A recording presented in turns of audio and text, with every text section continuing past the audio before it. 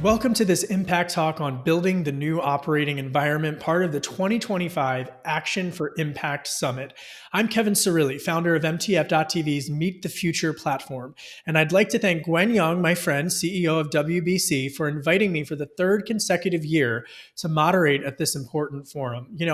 We're living through a pivotal moment right now. Organizations are navigating digital transformation, hybrid work, and rising expectations for purpose and inclusion. The question is no longer if we adapt to the future, but how do we adapt now that the future has arrived? Today, we're incredibly fortunate to be joined by two trailblazing leaders who have helped shape high-performance, inclusive systems in some of the most demanding environments imaginable, and who now dedicate themselves to guiding organizations through transformation. Let's dive into the conversation. Thank you so much, Mary and Eries, for being here. All right, Mary, you've led large-scale transformations in the Air Force, and you now advise organizations navigating digital disruption. So, what does a parallel talent environment really look like in practice? And why is it such a powerful shift from the old way of thinking in our legacy models? Yeah, well, great to see you, Kevin and Eries. No one knows what the traditional career model looks like more than, two members that served in the military. That linear path that was defined by tenure, the time in the role, a very hierarchical organization that you had to check these boxes for formal education, and that progression depended on a supervisor's maybe annual evaluation of you, and then also in-person visibility to see you doing what you're doing. That's old.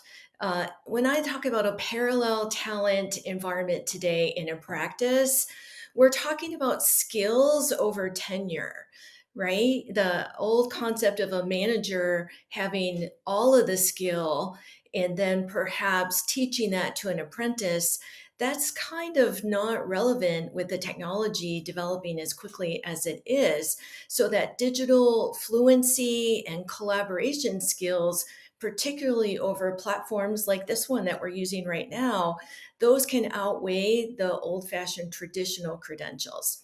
The other thing is there's multiple entry points now. We're seeing this next generation and perhaps women that are returning to work after some sort of pause from that traditional model.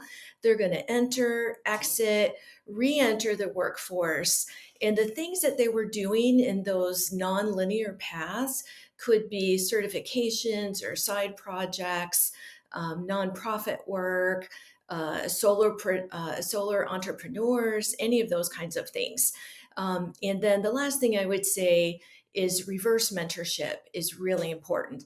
This learning is bi-directional. So more junior, which is not necessarily related to age, may coach senior leaders on technology, social trends, while people who have more experience in that industry may provide some context and strategy. So just flip Yeah. everything in the old way on its head. Eries.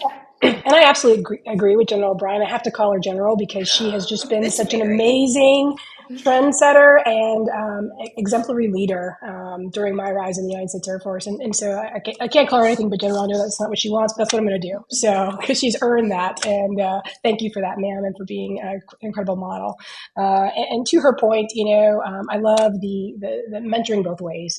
It's something that, as much as I tried to give during my time in service, it was also learning from those that were coming up. Because, when I first entered the workforce as a lieutenant coming into the Air Force, it was very interesting. The people that led me primarily were there to live to work, meaning that they came to their professions.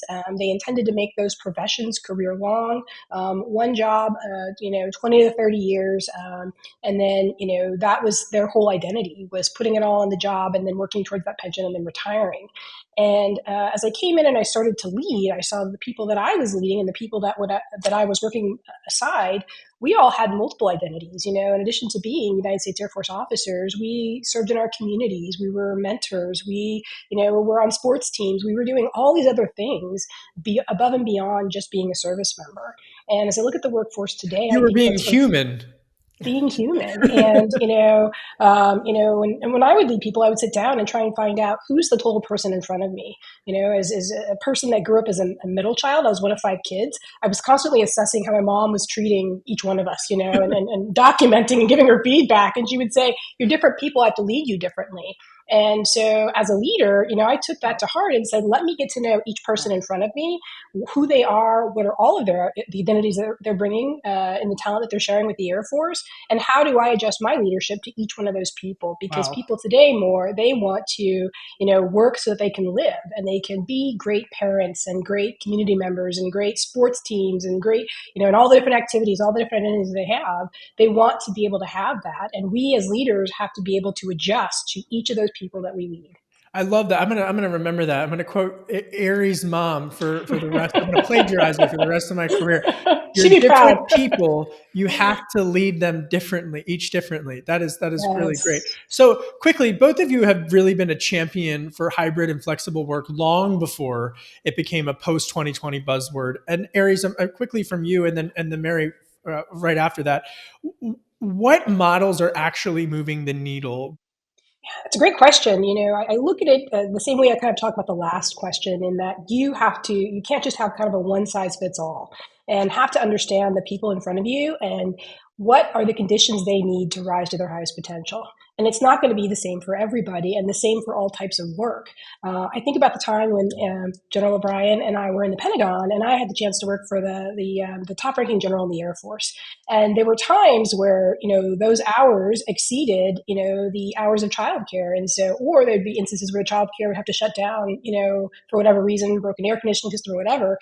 And I would bring my son to work, and he would sit in front of my desk in the office of the highest general in the Air Force and play with his Legos. And, people would say, can you bring your kids to work? And I'm like, what says you can't? And a lot of times in the Air Force, we have these instructions called AFIs, Air Force instructions. And everybody's like, that's what it is. And I'm like, well, that's the starting point.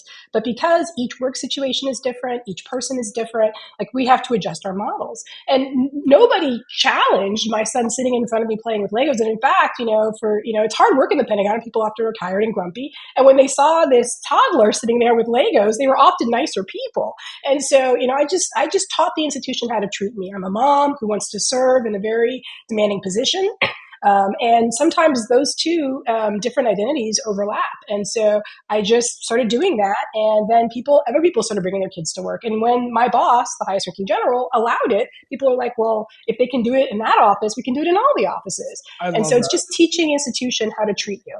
And small businesses, I think, get that well, right? I mean, I think especially where I grew up, I mean, that would be, it's awesome to hear that at the Pentagon that happened and that you were able to make that difference. But in small towns, kids are always, I mean, I remember my dad bringing me to work, like all of that. Mary O'Brien.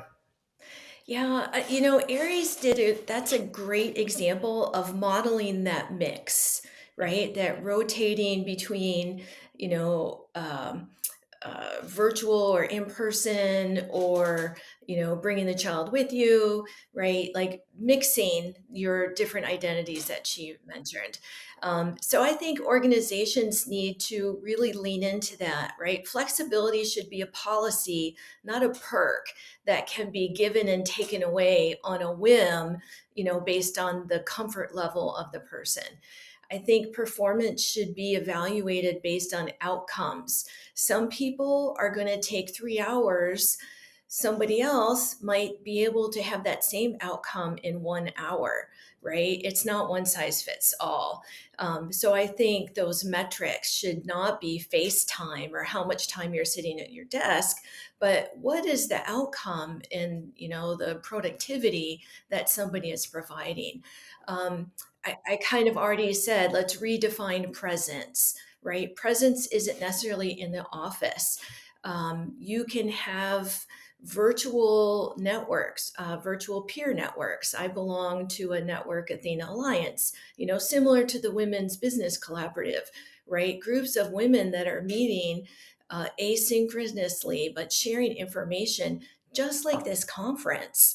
All of those things are contributing to keeping women not just in the workforce, but thriving in the workforce and thriving in their other identities. Mary, can I ask you a follow up question just on Sure. that? Just in this era of hybrid in office and work from home, how should leaders and companies and organizations be thinking about, to your point, one person can get tasks done in 20 minutes. It might take another employee 3 hours. Both have value, arguably, if they're hired by the company to work there.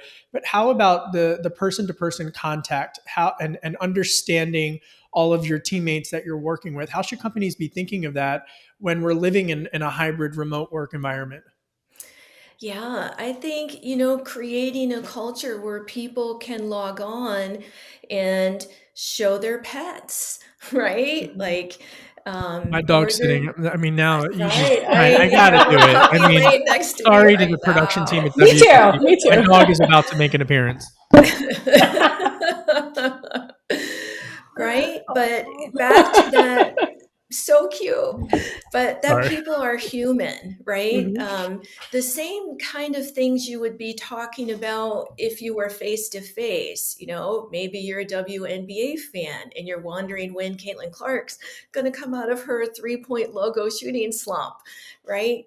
You can build in meetings. There's way too many meetings and they take too long anyway, right? So make your meeting shorter. But a big part of that should be, hey, let's celebrate the humanness of people.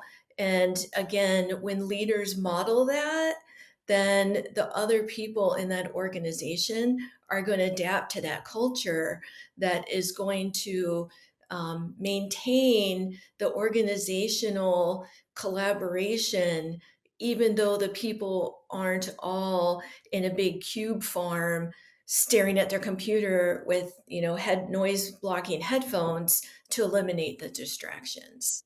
Mary, Eries, I mean, thank you both so much. I mean, you're two awesome leaders, and companies would be lucky to be able to benefit from your wealth of knowledge and experience. And I'm grateful to be able to call Mary my friend and Aries my new friend. So thank you both so Yeah. much Oh, thank you. for sharing your insight today and all of your insights. And thank you to the Women Business Collaborative for inviting all of us to speak today at this Impact Talk on building the new operating environment. I'm Kevin Cirilli, founder of MTF.TV's Meet the Future. I always say this: have a great tomorrow today.